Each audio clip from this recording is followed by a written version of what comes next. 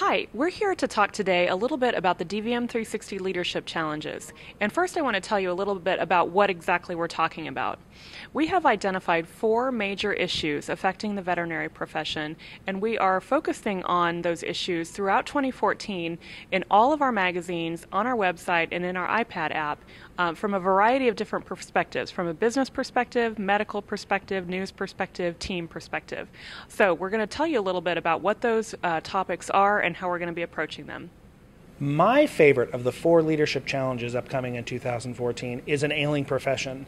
And not because we're pointing out ways in which the profession is struggling, veterinarian practitioners personally and their practices professionally, but ways, some of them crazy and some of them normal and perfectly doable, that practitioners and team members could turn around their finances and can turn an ailing profession into a positive, proactive, healthy profession, and most importantly, secure retirement and future plans for them.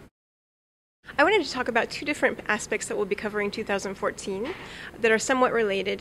The first is cat care in crisis. We all know that there are more and more cats owned in the U.S., and yet fewer and fewer are coming for regular visits for preventive care.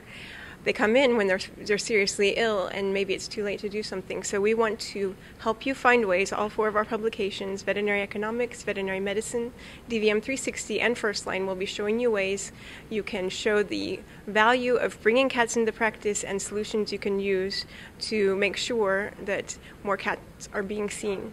Related to that is a lot of people don't want to bring their cats into the practice because the cats are very afraid. And so another aspect we'll be covering is the fear-free practice. This is not only about cats, though. It's dogs. Dogs can be just as scared walking into that clinic. So we're going to provide you solutions for making sure the experience is comfortable for everyone.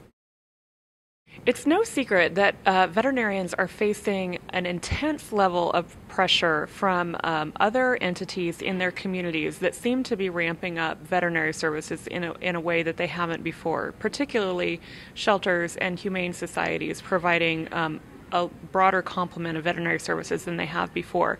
And this is really affecting the day-to-day lives of many private practitioners. And we are going to look at some of those communities where they have found some ways to work together. So rather than competing for the same clientele and the same patients, they are cooperating and collaborating in ways that everybody wins. And so rather than seeing each other as competition, they're really building community, and that's really to the benefit of the pet owner and the pets in the community. So we're going to be looking at identifying those communities and looking at how maybe you could adopt some of their practices in your own area.